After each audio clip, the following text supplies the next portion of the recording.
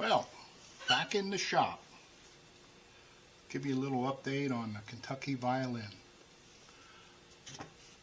I'm working on the Purfling. I cut the Purfling slot and I put the C-bouts in, the Purfling in, and I did a little different this time.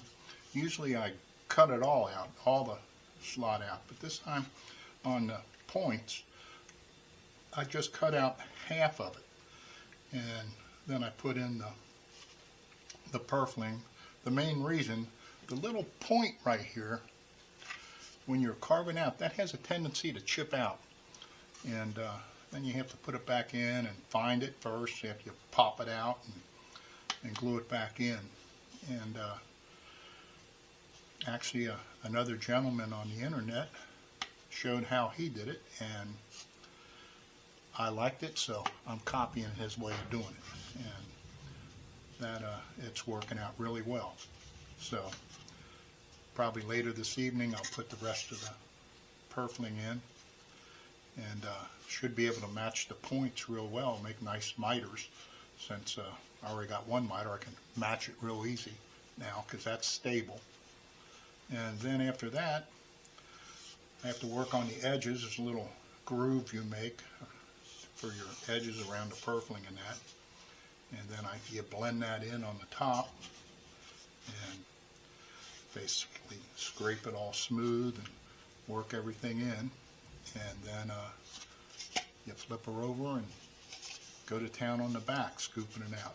And that's usually enjoyable, and it won't be too long. I'll be cutting F-holes in and gluing the top, or putting the base bar in and gluing the top onto the body.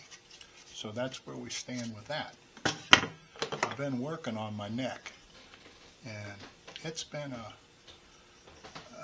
pretty easy neck to work on. It's come along well. I have quite an assortment of tools I use when I work on my necks.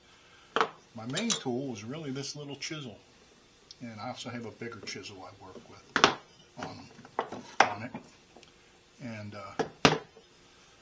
that does most of the work. And after that I have gouges and knives and you name it, and just to remove the wood. And what I bought these years ago, and I really haven't used them much, but I've been using them on this, and they're real little gouges, and they're sharp as all get out, and they're great for getting in the corners.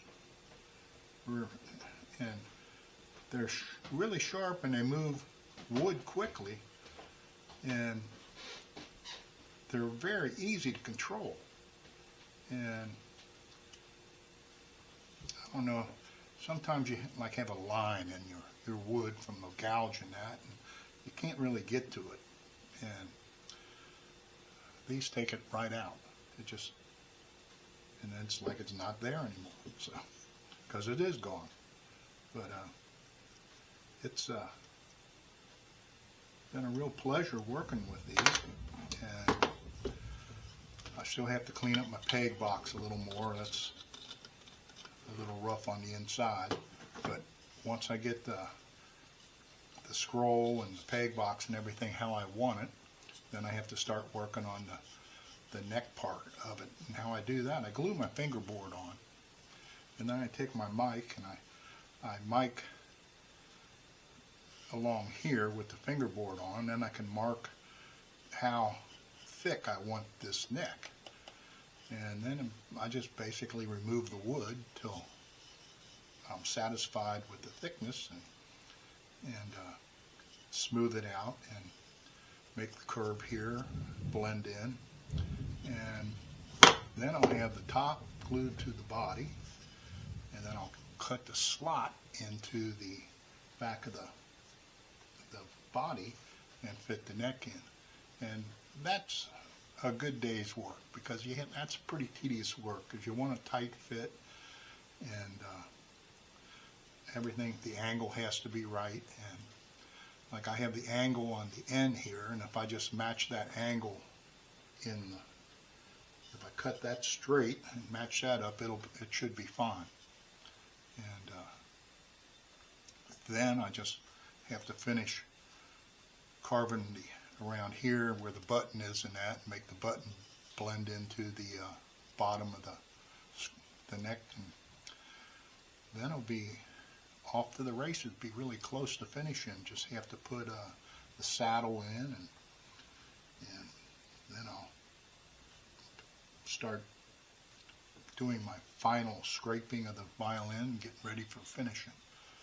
And that's about where we are. So we're still a little way from the varnishing part, but it's coming and it won't be long. And this one's on the bench, and I got the next one started, so it's gonna be a busy August. So thanks for watching, and if you haven't subscribed, subscribe. Thanks.